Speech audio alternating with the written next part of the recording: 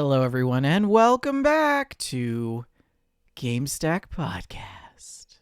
This is episode 117, Left to Their Own Devices. I am your co-host, Vendertron. Joining me this evening is Shalene. Hello, Shalene. Welcome, sir or madam. How are you doing? Well, how are you doing, more importantly? Oh, it's been a week. It's been 7 days have passed. More than 7 days have passed since we've last done a show. Yes, it's been ages. But I who's don't counting? even remember how to do a show. I forgot that we do shows. I don't. Yeah, so I'm a little rusty. Got to knock the rust off. How are you doing though? I understand that you did a little bit of traveling last week. I did. Yeah, I went to visit Archon. We had a great time. It was nice. It was really nice. We had a nice week. Excellent. Yeah, excellent. It was really good. Yeah. So. It's finally nice enough here that I have a day hike planned for tomorrow. Oh, lovely. Yeah, so I'm really looking forward to it. Hopefully I don't get mauled by a grizzly bear. I would like it if you did not get mauled by a grizzly bear. Because it is, they are very hungry right now, so I wouldn't be surprised if we at least see one on the highway on our way out there, so... But please don't get eaten by bears. Oh, we've got bear spray and everything. It's all good. And the general rule of thumb is if you encounter a bear, you've already done something wrong, right? I understand that bear spray does not work like bug spray, and this is something that people need to be told. You don't want to spray bear spray on yourself. Yes. No, I would not recommend that. Yeah. I saw a social media post from some department or other of forestry. And like, guys, bear spray does not work like bug spray. It burns. Because it's basically like supercharged. It's capsaicin, right? Yeah, with the pepper spray. Actually, it's very intense pepper spray. So Vender's left. I think he's going to get the bear spray, presumably. To demonstrate the bear spray. Let me tell you, this is the closest thing I have to a firearm.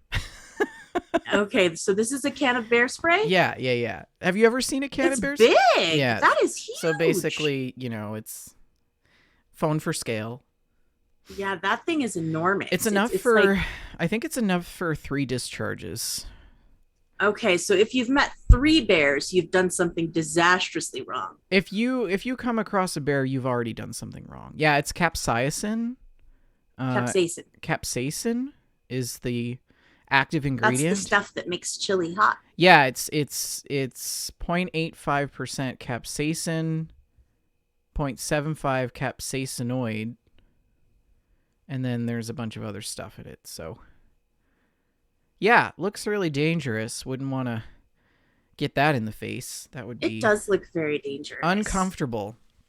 Anyways, yes. Welcome to the show. That's Wildlife. That Wildlife podcast. Yes. We actually do have a show for you. Shalene and I just haven't seen each other for so long that, we don't really care anymore. We just want to talk about our lives and how we've been doing. Yes. It's friend hangout time. It's special friend time. So anyways, welcome back to the show. We've missed you guys.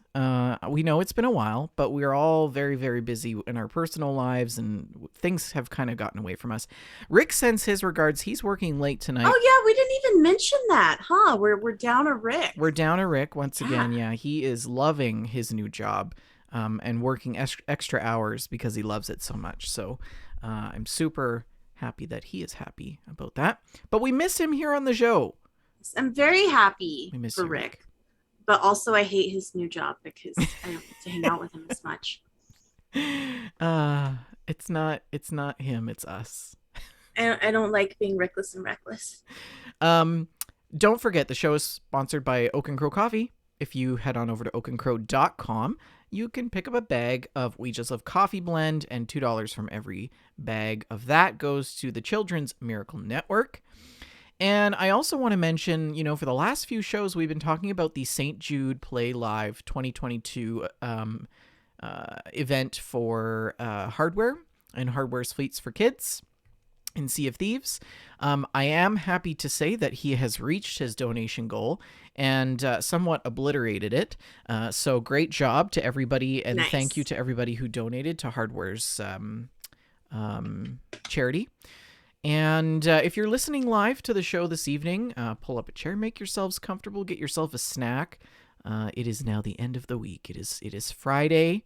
For some of you, it may not be your Friday, but we hope that you can still join us. And if you're listening after the fact, if this is a recording, we love you. Thank you for listening to our show. And your support means so much to us always. Shalene, tell us about the Discord. What's going on in there lately? I have no idea. I haven't even checked. Is there anybody new in there? Let's go find out. Okay, everyone, over to the Discord. Let's run over there. Okay. Have we mentioned I'm Peter Kim? He arrived on April the 12th. Oh, yes. I don't know. I think I recall because I thought it was Impeter Kim. Ah, okay. Yeah. Well, turns out he's Peter Kim. Welcome, Peter Kim. And also we've got Brit Zero or Brito. Welcome. And Silence 42, who arrived in the Discord on my birthday. Hello, Silence 42. Yeah. Excellent. So we're very glad these people have joined the Discord. And if you would like to also join the Discord and hang out with us, you can do so by clicking the link that is right below our lovely faces on Twitch. And that link is there whether or not we're live. So you can visit twitch.tv/WeJustLoveGames and click our Discord link. Alternately, shoot us a message on social media and we will send you the link. And Discord has been a fun time. It's always nice. The lobby has been full of pizza. And I really want to eat some pizza. Oh my God, much. it's still going. That was like 3 days ago. The pizza is still going. Jeez. Yes, it all started out with a picture of Alex's daughter really enjoying a slice of pizza that was like as big as her. It's like bigger than her head. Isn't that hilarious? It's like, yes, she could hide under the pizza. Yeah. And you'd never find her. Yeah.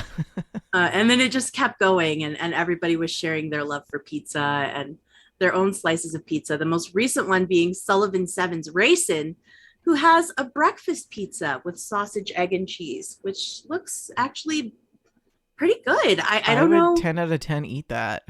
I feel like it's just like the best part like is a that breakfast burrito, but it's spread out on pizza dough. Best part is that he has it on his passenger seat. So it's probably like on the way to work.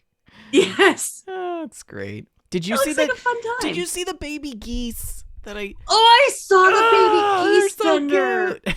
Oh my goodness. Tell us about the baby geese. So I decided the other day on Wednesday afternoon that I was going to take a mental health day because the morning was really stressful and I had worked the weekend and the Monday was a stat holiday, but I worked that too. And so I thought, you know what, Wednesday, I'm going to take mental health day. So I took a mental health day and I took my hammock and I went down to the park where there's some ponds and the geese, they lay their eggs and they're there pretty much for the whole summer. And there was little babies, little fuzz butts like everywhere, all running around the place. Fuzzy. I was really surprised that I didn't get attacked. There was this, I had to like go through this like flock of geese to get to my car, and I just like slowly walked through them and I was like, I'm not here. And I'm like, I was worried because their babies were there and like, yes, they can get very defensive. Right? So, and like geese, Canadian geese are no joke. They will take your ear off. They are vicious. Anyways, they're adorable. So if you haven't, check that out. Join the Discord, go over to the Companions channel, and look at all the adorable things.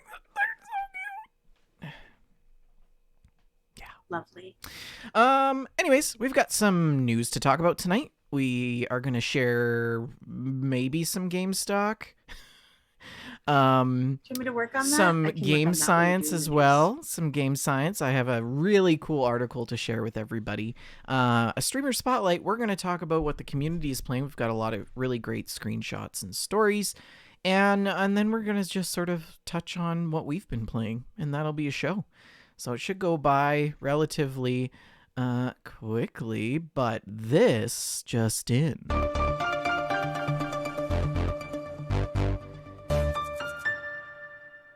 So, Take-Two was at it again. They have now officially acquired Zynga. You know Zynga, right? The app, the mobile gaming Yes, company. we know them. We hate them. Yeah. Zynga. Take-Two has officially acquired Zynga in the biggest acquisition in video game history, $12.7 billion deal for the social game developer.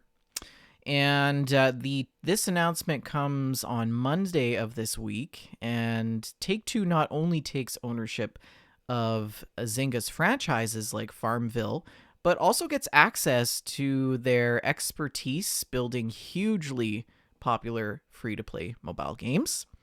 And this news is pretty big news. Take-Two owns major properties like Grand Theft Auto, BioShock, Civilization, and they want to get into the mobile gaming market. And so they said in an investor presentation at the time of the deal that it plans to bring more of its franchises to mobile gaming platforms with the help of Zynga. And so the deal was originally revealed in January. I think we had talked about this previously. We did. And that sort of kicked off a series of different acquisition announcements. But at the time, Take-Two's Zynga buy was considered to be one of the biggest in video game history, and now they sort of have done that. Except that is no longer true because Microsoft upped the ante with its announcement of a $68.7 billion deal for the acquisition of Activision Blizzard. Really? And yeah, so at the end of the month, that will be happening. Also, Sony just announced that they're buying Destiny, the developer Bungie, in a $3.6 billion deal. So there's all these big companies kind of snatching up all of the little guys, as we have normally seen. But yeah, I thought that was just something to talk about. We've talked about it previously on the show. Something notable if you're a Farmville person. Yeah. This next article comes to us from Games Radar. Anne-Marie Osler, thank you for writing this. I thought this was a great article and I wanted to include it in the news. Somebody has developed a mod that features the voice talent of 2 Doctor Who stars. And it is actually set in London, England. Really? How wonderful. Yes. What game are we modding here? Fallout. Ooh, I know those games. Yes. Fallout Which London. one? Fallout London. This is it's a DLC size mod for Fallout 4. And it really sort of hones that all new post-apocalyptic feel that we know and love in the American context, but sets it in London, England. And so the Fallout London team has revealed how ambitious this project is, sharing up to an 18-minute YouTube video. If you're interested, you can head on over to Games Radar and check out that trailer. But it looks quite... Actually, let me see if I can just pull it up on the other screen so you guys can quickly watch it here. Just while in the background while I'm yapping away about this. So, yeah, as I was saying, this DLC is really quite something. It's gonna set in England, London, England, and it's really a work in progress still. The team has said that it's looking really impressive. They're doing a lot of work around trying to make it as seamless as possible and really nice for players to enjoy. But it also looks and feels different from any other Fallout game, but still sort of retains that series of like grittiness, that gritty feel that you've come to love about Fallout. And it's just sort of done in this beautiful British backdrop. The game also features the talent, as I said, of 2 Doctor Who stars, Colin Baker and Sylvester McCoy, who played the 6th and 7th incarnations of the Doctor in the long-running TV really series. Cool. Did they get them to volunteer, or was it a paid project? I would assume that it was probably a paid project, right? But That's super cool. yeah, it's this footage looks really cool. Like, and I like that it's a mod for Fallout 4, so it'll probably play. You know? Yeah, No release yeah. date, no release date yet for Fallout London, but you can keep an up to date an eye out for the project's progress on Twitter. You can go to their Twitter page at Fallout London. They've already got 8,000 followers, and I'm just gonna go and shoot them a little follow. Keep an eye on that. But what do you think, Shalene? Well, I had seen some of the news about Fallout London and some of the excitement around it. And I think it looks like a very cool project.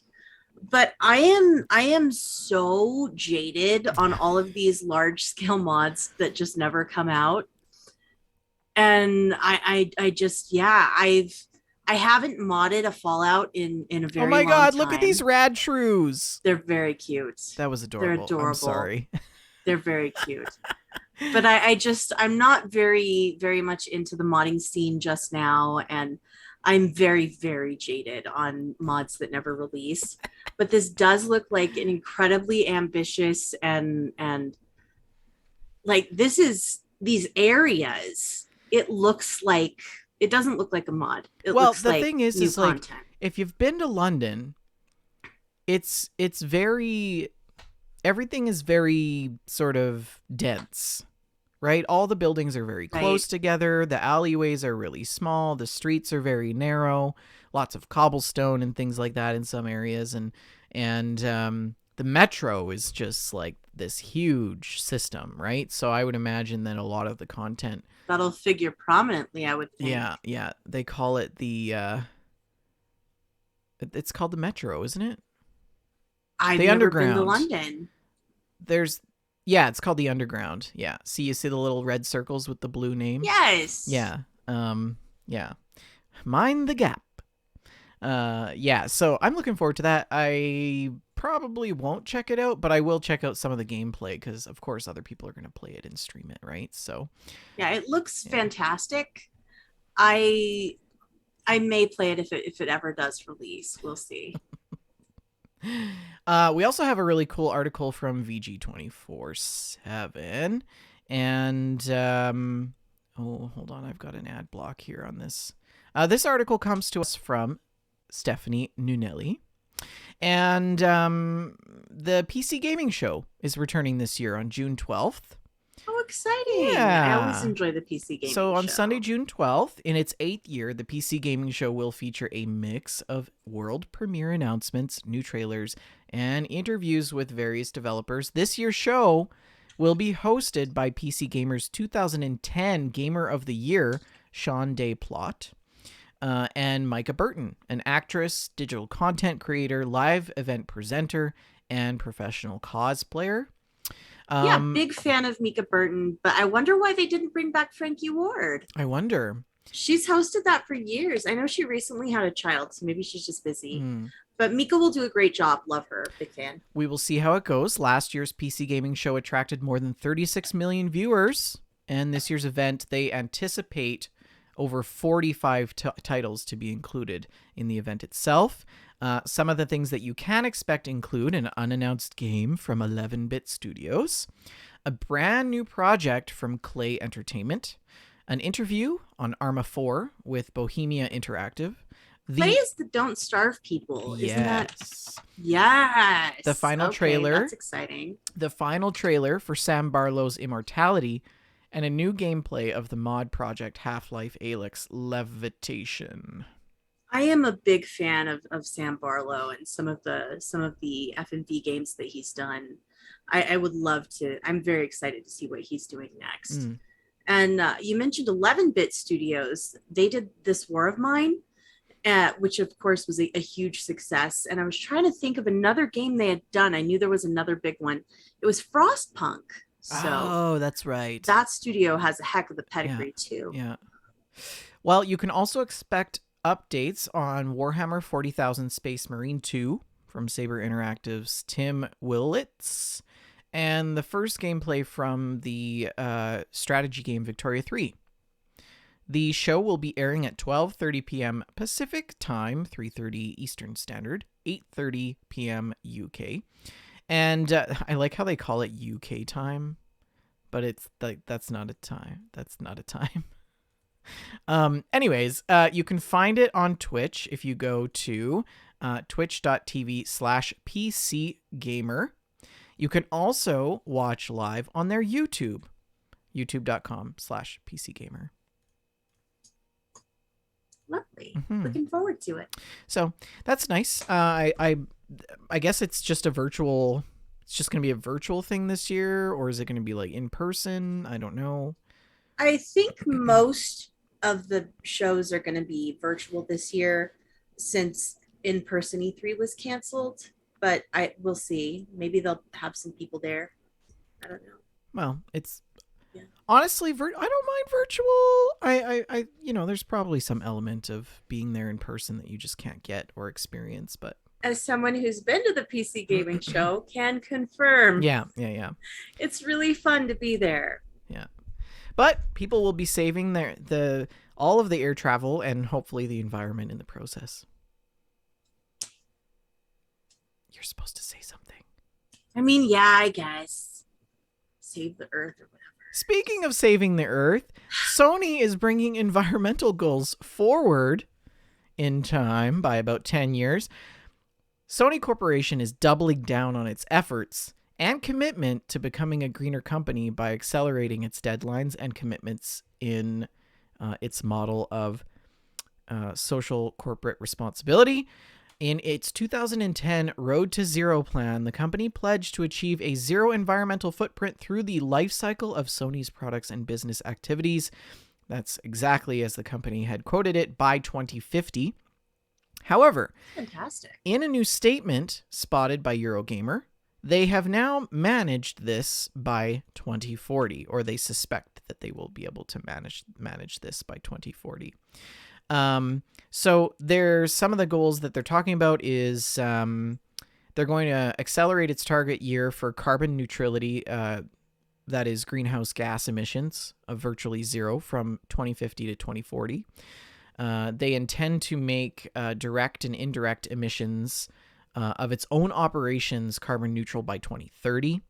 And they also want to target other emissions originating from stages such as products, supply chain, and logistics, aiming for net zero emissions in all of those areas. They also want to target.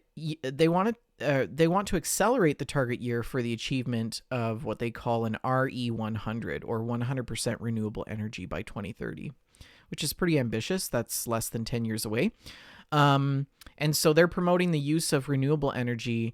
And they're now a member of the international initiative RE100, and bringing this sort of Road to Zero plan. They're also accelerating their goal to achieve that. And renewable electricity rates, they're hoping to be achieved as of 2025. And this is one of the priority items for their Green Management 2025 environmental targets, which I think is really great. They are raising that target from the existing 15% to 35%, and at the same time, their renewable energy policy has been revised to include additional items for environmental consideration when it comes to installing and operating a power generation equipment. One of the last thing that they sort of outline in their statement is that they will mainly implement the following measures in order to achieve 100% renewable electricity by 2030 and carbon neutrality from the first 2 points that I had mentioned. So this includes continuous reduction of their environmental impact at their own sites. So I would assume this would be their offices, but also their production facilities. So this includes things like accelerating energy savings and installation of solar power generation equipment and the introduction of renewable energy throughout the Sony group. And then also promoting energy efficient products. So accelerating initiatives to reduce annual power consumption of their products. That which is fantastic interesting. news. I am curious to see what that's going to entail and how that's going to affect game performance. Yes. Strengthening efforts with partners. So they're going to be encouraging business partners that are engaged with them to also follow the same principles. And then the contribution to carbon removal and fixation. So they are contributing to carbon fixation through both technological removal and absorption by ecosystems themselves. This includes 1, technological removal through measures such as exploration of investments in startups engaging in carbon removal and other areas. So this will be like through investment in renewable energy companies. But also absorption by ecosystems themselves. So exploring credit generation from carbon absorption associated with ecosystem businesses, such as Cineco Culture is the company that they are quoting here. Cineco is being rolled out, which was established as the first project in April of 2021 and part of the company. So I think this was kind of cool. It's we've never really sort of done a story about something like this, and it's really cool to see Sony really trying to lead the way.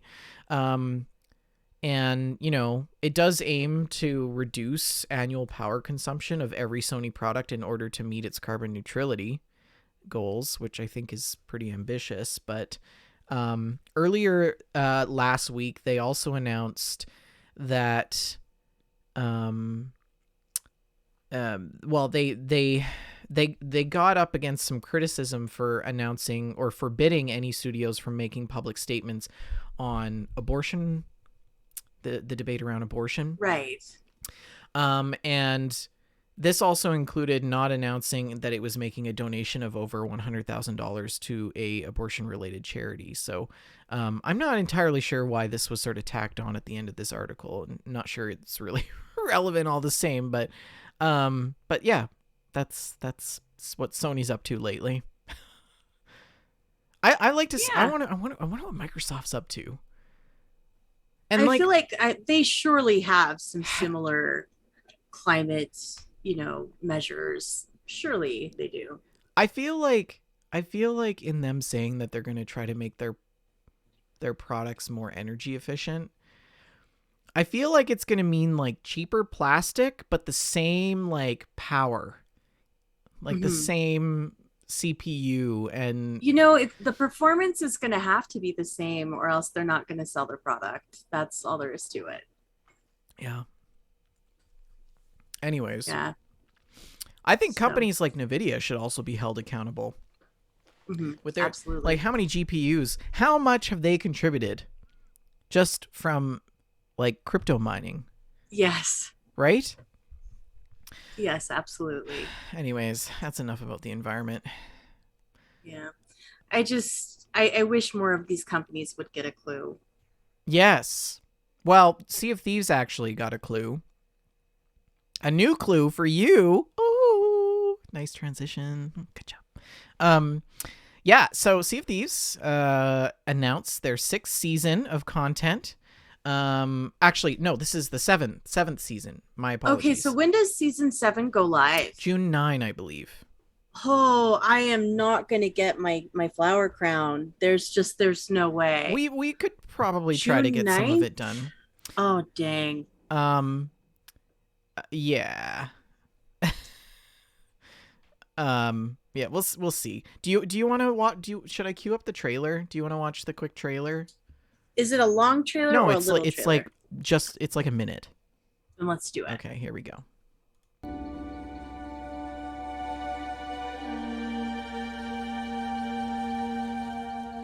Mysteries are a multi-channel narrative experience that can span not just in-game, but outside of game as well. We always think Sea of Thieves is at its best when the community come together in interesting ways, and mysteries are a natural extension of this. You will have to find clues from any number of different spaces and places, whether that be in-game or on social channels. Some of these clues are going to be quite obscure and very well hidden. some might say buried, and some of them are going to be super obvious, like in the backs of videos like this. And with this first mystery, we are going with your traditional murder mystery. We hope to take the community on a journey of twists, of turns, of discovering clues. And it's brought together a number of different departments to help deliver it. So it's a super collaborative effort with people from my team, community, through to marketing art, through to the video team, through to any number of different departments, which I'm not going to name because it might be spoilers. We're excited to see how the community can come together with the mystery in a way they haven't had to work together before.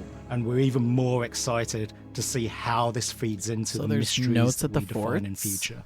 Well, C4s? mysteries are going to be super challenging looks for so our players to solve. interesting. I have every confidence that they are going to get to the bottom of this particular mystery. It's like a However, meta we are game. not going to make it too easy for them. They're so elusive when they talk about it. Thank you very much for watching. Okay. If you liked be what you quiet, just saw handsome and want Scottish men.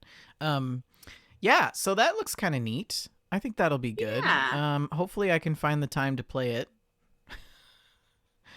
But I'm really upset that the season's over so soon, which I know it's not that soon. It's been a long time. well, But I mean, Flower Crown vendor, there's no way I'm gonna get there. There's no way. There's no way. well, the big gamut this year, if you're unaware, Shalene, is the ongoing season spanning narrative.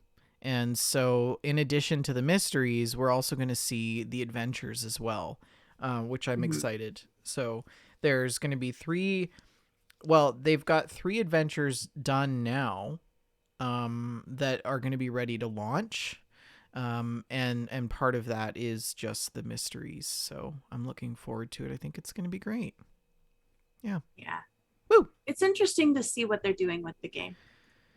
Yeah, I'm not necessarily sure I'm totally sold on the adventures. Like, I don't like that they're limited time. I mean, yeah, this is the whole thing, Yeah. right? That drove me away from Fallout 76. I could never keep I've up with missed it. some, Everybody and was always now so I've ahead just of me. missed them forever. Yeah, and the same thing's happening to you. So, yeah, I fear that might drive some people away, but who knows?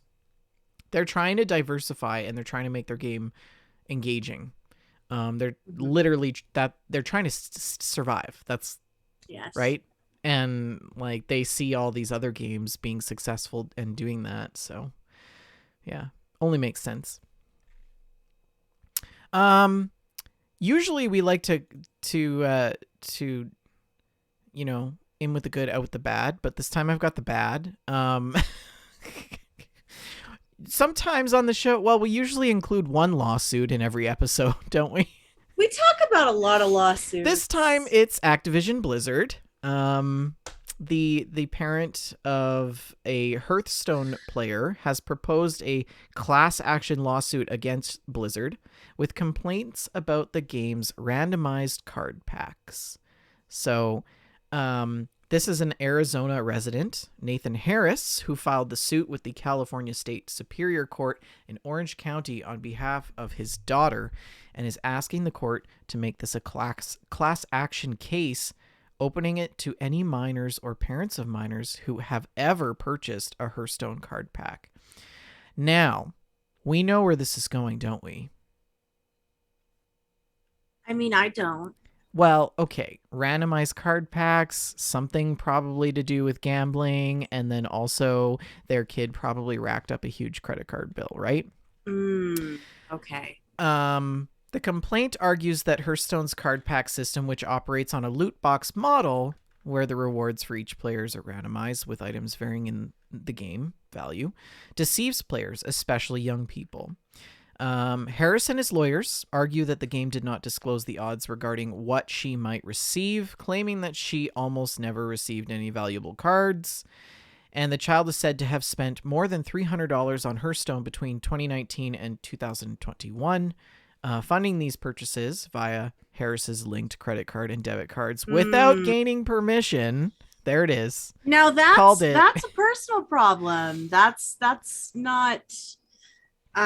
I hate that. I hate that. I like that the dad's I like... hate microtransactions in many ways, but the fact that she spent this money without getting the dad's permission is a personal issue between a parent and a child. Well, the best part is that the dad, I feel like the article comes across as if the dad's not even worried about the $300. He's more mad that she didn't get good loot. That she didn't get anything good, yeah.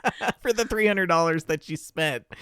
So, anyways, Blizzard has responded by asking the court to move the case to the United States District Court in Central District of California, which the company claims is the appropriate jurisdiction. And as of March, the company has successfully won a court ruling to move a lawsuit over Overwatch's loot boxes into arbitration. And that was according to Bloomberg. But they've also sort of talked about the minor in that case had actually agreed to this via the user agreement that they had set out. So, Right. but there's other litigations and trials against video game publishers over loot boxes. This is not something new. We've definitely talked about this on the show before. And, yes. Some of the notable victories that you might recall from publishers came in March when the Dutch courts ruled that FIFA's card packs did not break the country's gambling rules, or laws, I should say. And the video game lawyer Renee Otto wrote an analysis for that, which you can look more into if you head on over to gamesindustry.biz. Thank you, James Batchelor, for writing up this article so we could share it on our show. But yeah, I thought this was something worth sharing. Always like to include a lawsuit. Usually they're around loot boxes. Yeah.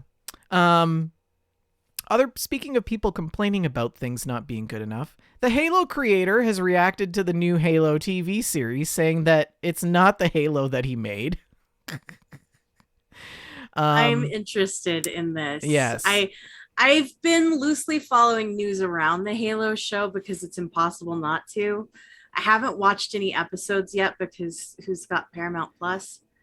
But I feel, as someone who is deeply attached to the Halo lore, I feel a lot of trepidation. Yeah, so this article comes from GameSpot by David Walensky. And, the Halo franchise co-creator Marcus Leto has posted on social media, on Twitter specifically. I'm not sure where the inspiration for the show comes from now. Not the Halo I made. And he was tagged and then responded to the thread discussing about, the production of this TV series. And yeah. It's taken some departures from what was expected, I believe. Well, I think naturally, So. and the gaming community saw that and they kind of were like, huh? And so he did clarify on Twitter that he never really said that he didn't like it. It's just so different than the Halo he helped make. Like, it's a totally different universe.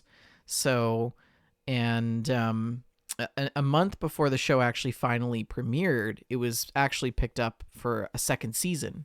Mm-hmm. And in a recent interview following the season finale, Halo's Kiki Wolfkill said that she hopes the audience can rise beyond the recent. If you've somehow managed episode. to avoid spoilers, spoiler alert for the next 15 seconds of the show. Yeah.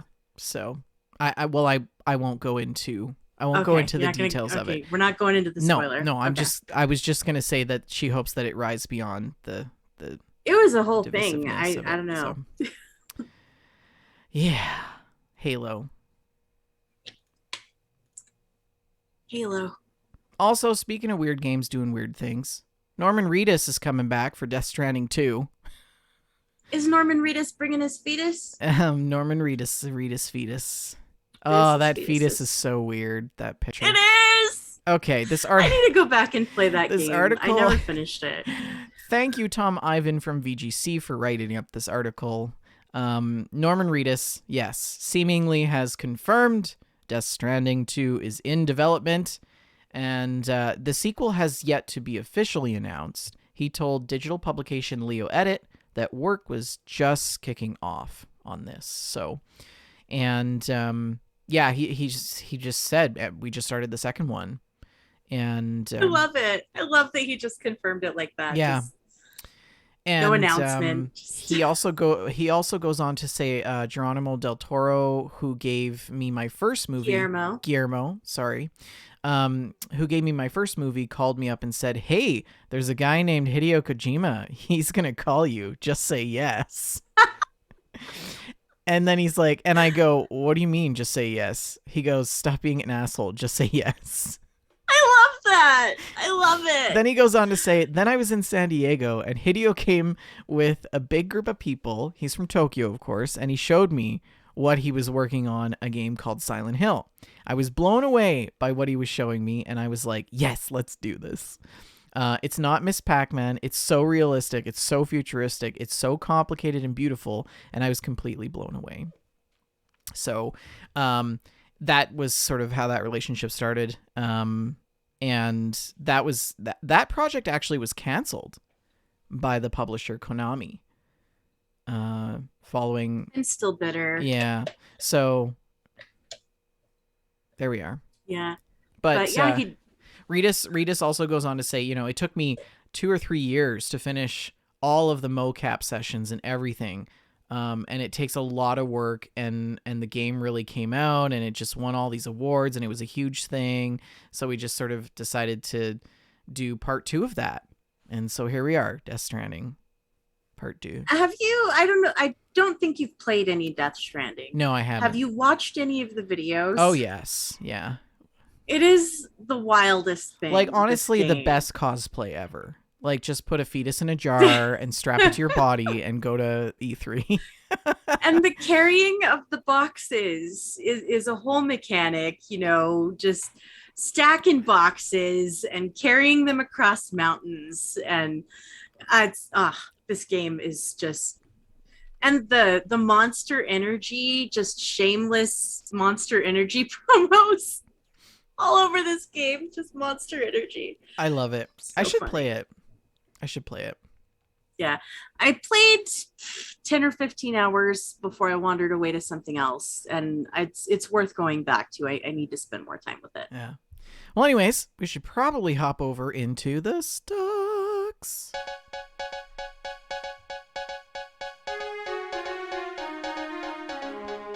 Why don't you take us through the stock market, Shalene? I'd love to. Prices for the stocks, as always, are in US dollars. And the plus minus spread is since the last time we did a show back in 1842.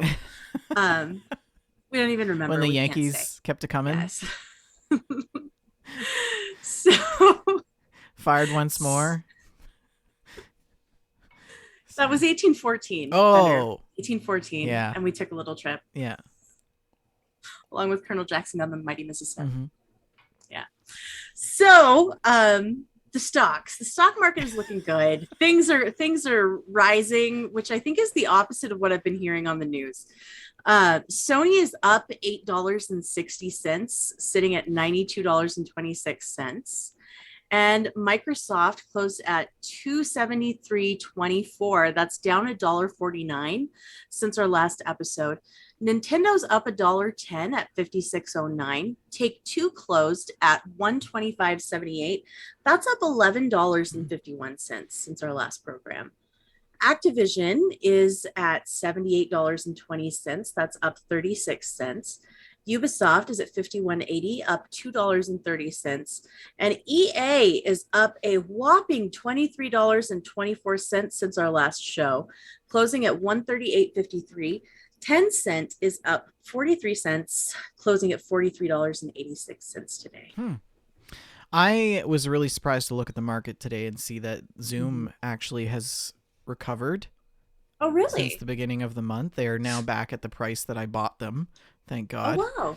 So, yeah, they were like down like 20 some dollars. And I was like, don't look. Just don't look.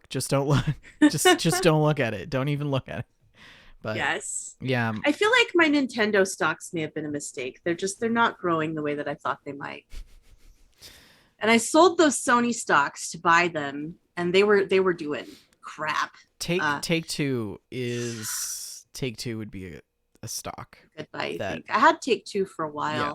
But now that they've acquired Zynga and they're going to get more into mobile gaming, Yeah. That's going to be a really big thing for them. And just to be clear, guys, when I say that I own stock, it's like a stock. I have It's like 3 Nintendo 2 stocks. stocks. So I could buy don't feel like I'm an investor. I could buy here. like 3 Microsoft stocks, you know. That's pretty much it. Yeah, I just to me it's like a bit of a I treat it a bit like a video game. Oh yeah. Only spend what you're willing to lose, Mhm. right? But yeah. So that's GameStock, but I do have a science segment this week. Ooh, I love science.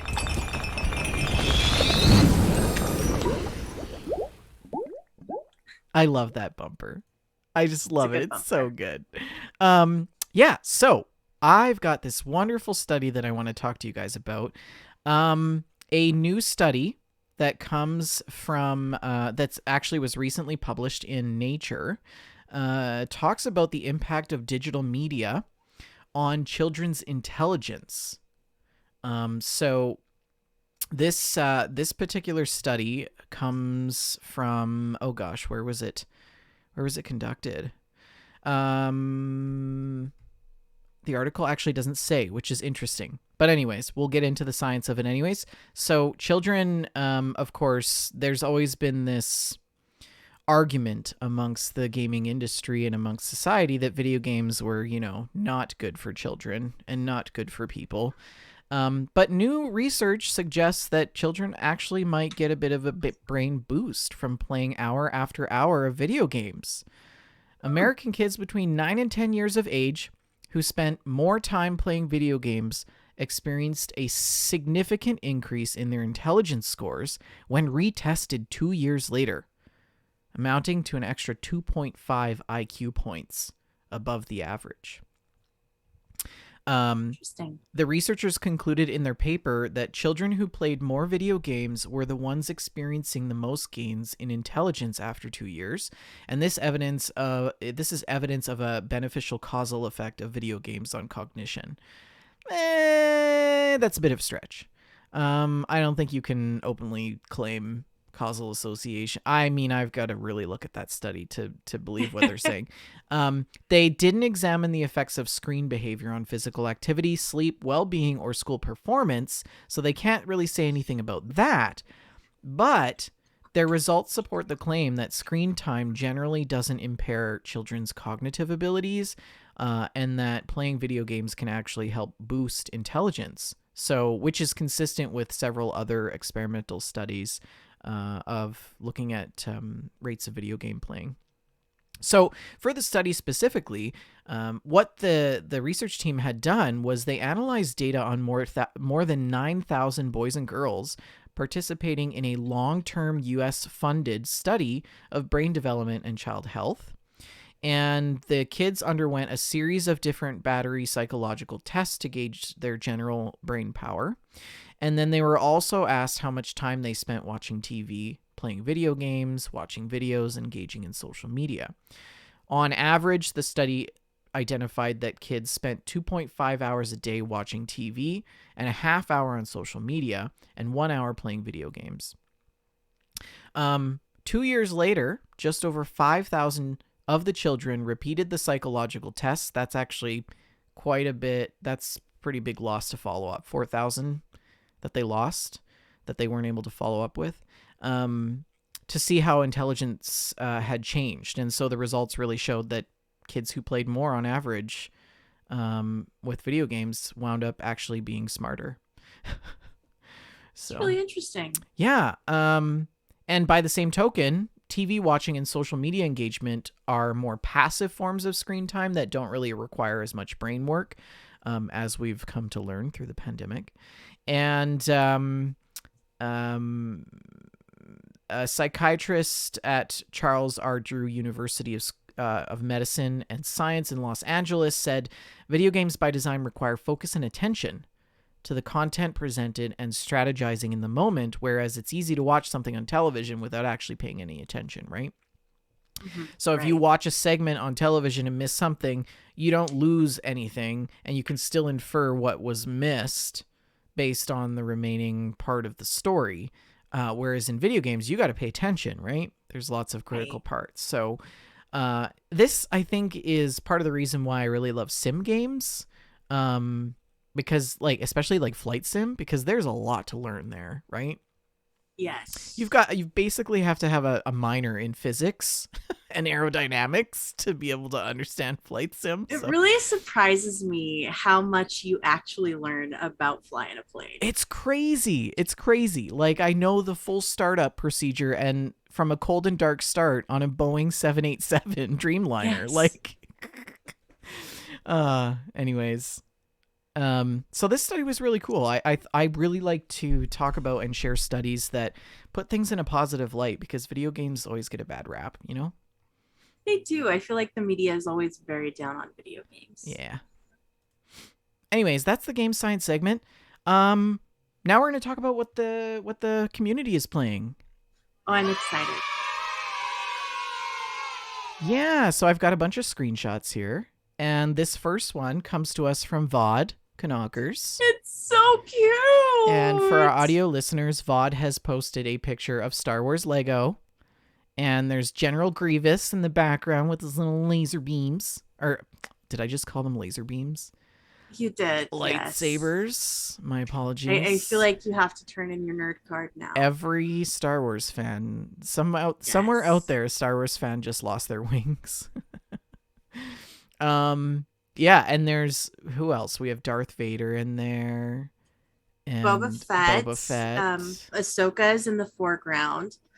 There's a little tiny BB-8 at the corner with one little Lego round on its head. It's so cute. I don't know who the fellow is that's next to Boba Fett. Oh, I'm not sure either. Yeah. Yeah, I don't know. I don't recognize that guy. But Vod says, making a pit stop on Tatooine Desert whilst touring the galaxy in my newly acquired Superstar Destroyer with another dream team. So that looks like loads of fun. I really want to play this game. I had ordered it, but they canceled my order.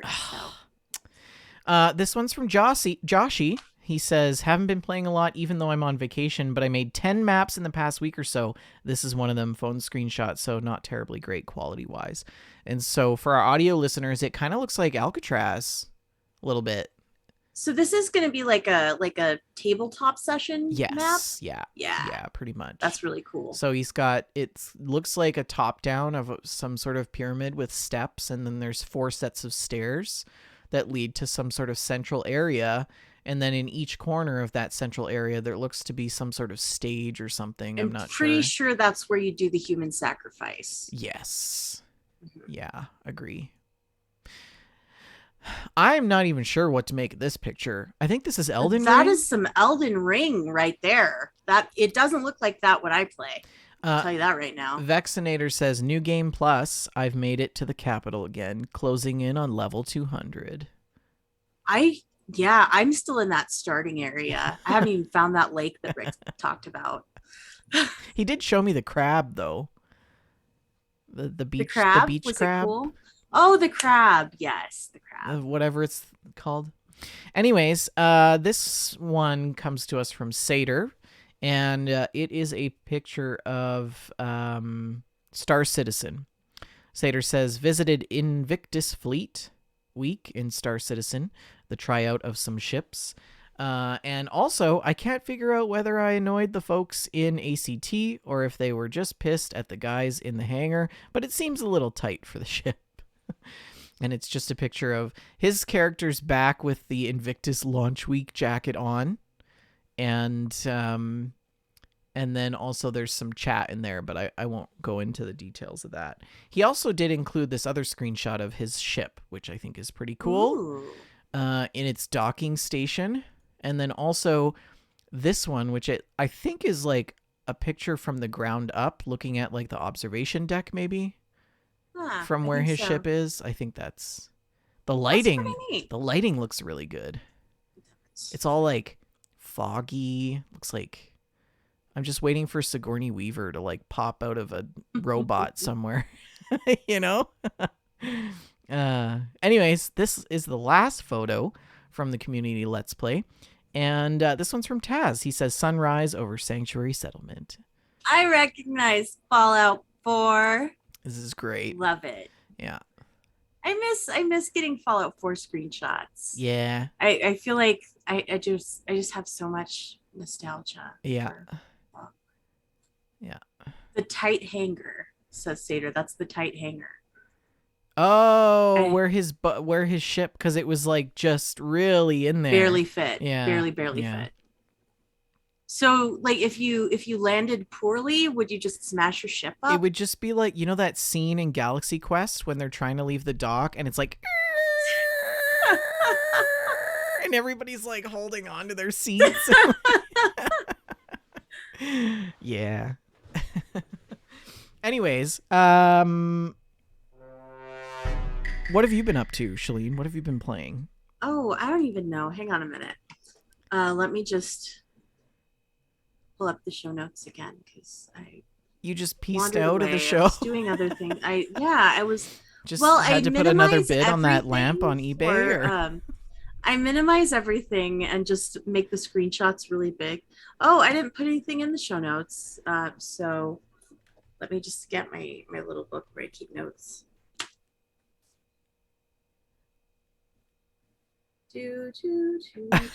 Okay, well, Shalene is looking for her gameplay. I'm going to talk about my gameplay, which has single-handedly consisted of Satisfactory.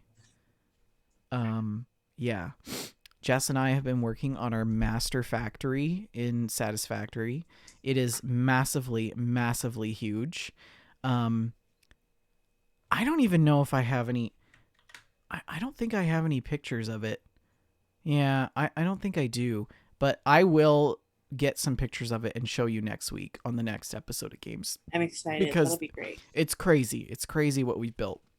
So we've got coal plants, we've got fuel plants, we've got oil pipelines, which we call the Keystone Pipeline.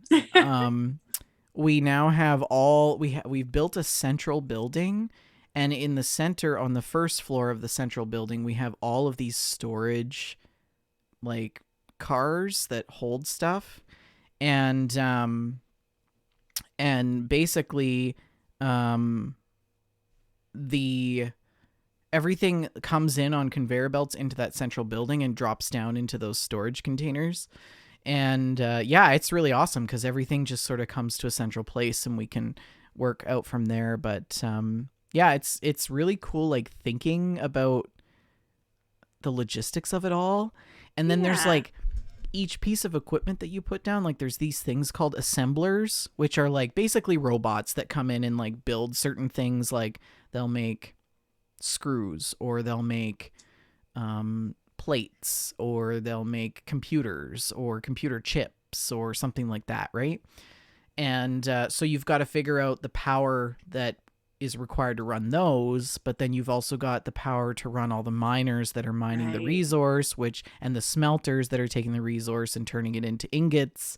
And so we've have this huge power grid, and we have to sort of figure out how to make sure that it's all being powered properly, and the grid keeps going down because we can't figure it out, and it's super hard. And yeah, so then I did play a little bit of Microsoft Flight Sim. Yeah. I did a flight from some random little airport in Washington up to over the Canadian border to Victoria, Vancouver Island, which is where I'll be going in like a month.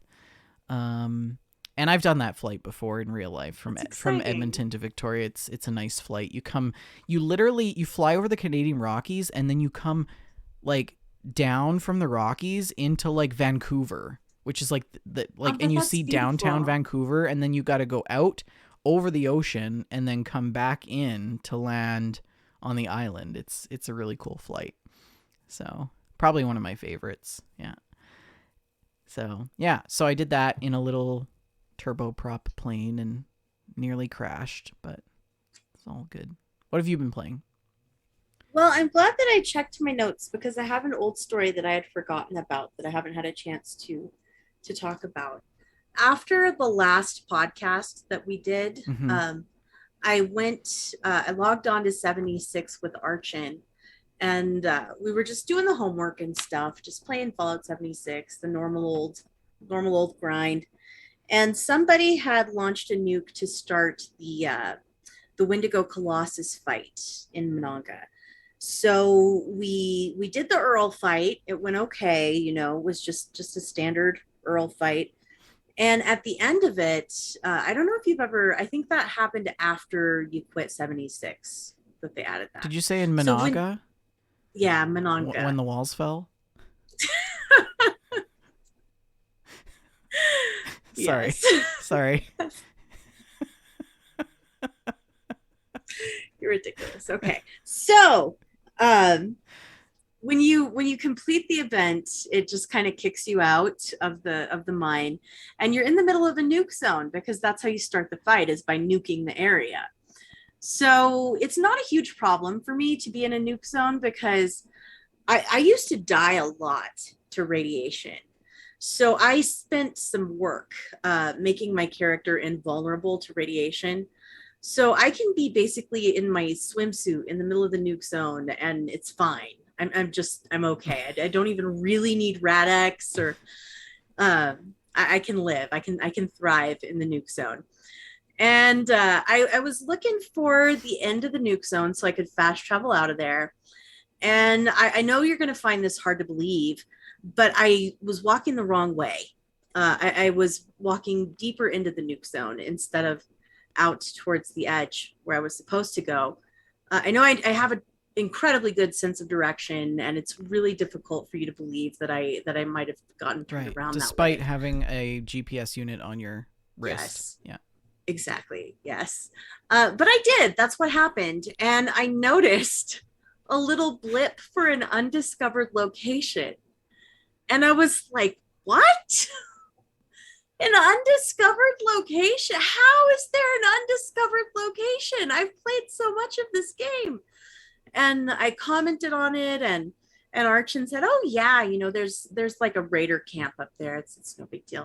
And I was like, well, it is a big deal. I need to go find it. I have to discover this location. So I took off walking to go find it, and discovered the new location. And it was not just some raider camp. It was a whole new area. Oh. It was undiscovered because they barely added it to the game. And that must have been a nice surprise. Yes, I was so excited. So he came over too, and we explored it together. And it's the new location where they're going to have the Rust Devils event. So we got to meet the new faction of the Rust Devils. They were standing around. We got to talk with them and explore the Coliseum. It's a very Thunderdome style situation. And I'm not sure, I didn't participate in the PTS when this event was going on, but I think they're pitting teams of robots against teams of Brotherhood of Steel.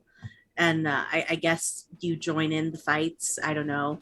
But it was really fun exploring that. We found some new bits of lore in the form of notes, and had conversations with all the people. And it was really fun doing that. It felt, I don't know, it was such a surprise to find something new in this familiar game, and to have that exploration and discovery back, even just for a short time, felt really special. Yeah. So I know what that phenomena feels like. Yeah. I miss that. So that was really cool, and I'm glad I checked my notes because I would have forgotten about it. Yes. Anything else? Yes. Also, I played some Animal Crossing. So last week, of course, I had gone to visit Archon, and it was my birthday week. So something that's very, very important to me every year is my Animal Crossing surprise birthday party. I mean, this is one of, I look forward to this, I think, more than I look forward to actual things I do for my birthday in real life. And you're like, no. And it's, yes. Not now. I got to check Animal Crossing. Yes. It's been this way since I was playing New Leaf on the DS. And so when you get your Animal Crossing surprise birthday party, they just grab you right from the start. So you don't even have time to change your clothes or anything. But you have to look cute for the screenshots. So the night before my birthday, I was like, okay, I've got to log on. I've got to put on some cute clothes so that I'm ready and prepared for the screenshots. So we're hanging out. Archon helps me pick a cute dress for my birthday party. And I thought, while I'm logged on, I think I'll just, play a little bit, maybe work on this tulip infestation on the second level of the island. And I was walking by the main square, and there's this guy in Animal Crossing. His name is Leaf, and Leaf is a sloth. He sells vegetation, basically. He sells plants and seeds, and he will buy any weeds that you pick on the island for twice the price because he wants to encourage you to clean up your island. So I call him the weed guy. So the weed guy was there. So I went to see the weed guy. He was selling potato plants. Since when does Animal Crossing have potato plants? I don't remember this. Sure, potatoes. I was so excited, vendor. I bought all these potato plants. I had to renovate my yard to make room in the garden for the potatoes.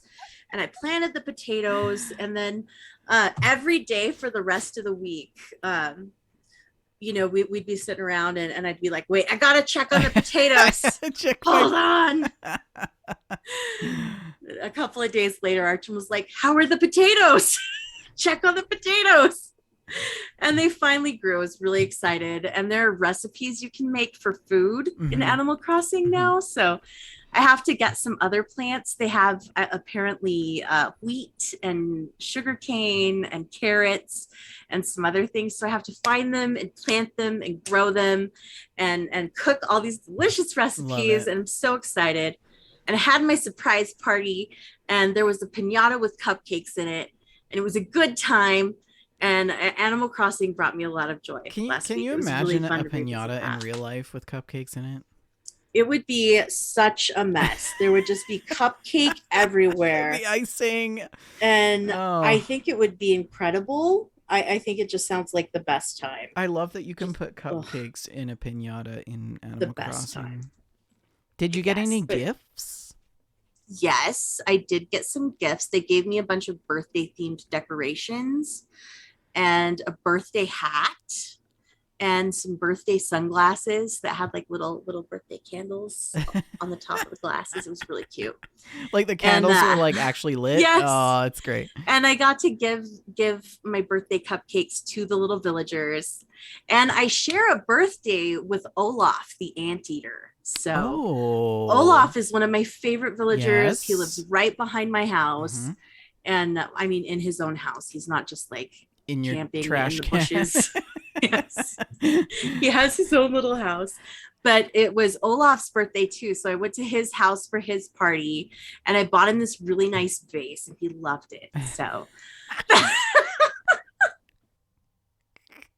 this game is so silly and it's so wholesome and I love it. And I'm so happy. I had a great time. I just, when dogs dream that they're like running or like chewing on a bone and their little feet are just like twitching and they're like, life is so good. I imagine when you have like an afternoon nap and you're dreaming about Animal Crossing, you just have like the biggest smile on your face and you're just like, and everything's right.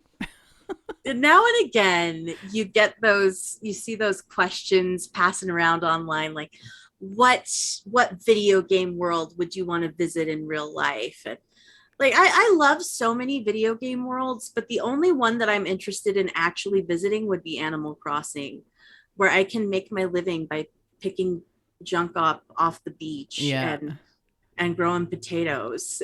Somebody had posted something on Reddit yesterday in Unexpected, and it was like, video games are getting out of control. People are dying everywhere. Blah, blah, blah, blah, blah. And then it was like, beep. And it's flashed to Animal Crossing. And it was just this guy in this maid outfit picking up trash. And it's like, and the little Animal Crossing music. Yeah. So good. So good. Yeah. Oh, man. It's so precious. It's great. I love it. I love it so much. There's a streamer on Twitch called Snacks Break, SNAX Break. And he plays a lot of Animal Crossing. Streams it all the time. And so if you're interested in checking out his streams, you definitely I should check that out. Um, Yeah, I was just so surprised about this potato situation, and I was freaking out about it, and I was like screaming about it in the Dames group chat. And Sherry was telling me what other plants there were because she knew, she was up on the news, and I was so excited. I don't know how to get all these other plants. I think I just have to wait for the Wheat Man. I want to get a Switch just to play Animal Crossing, but I can't justify the $400. I want to play Animal Crossing with you so much. We would have the best time. Your home would be impeccable. You could play with Mom and I at the same time. We would all come visit your island. Animal Crossing would take over my life. It would take over my life.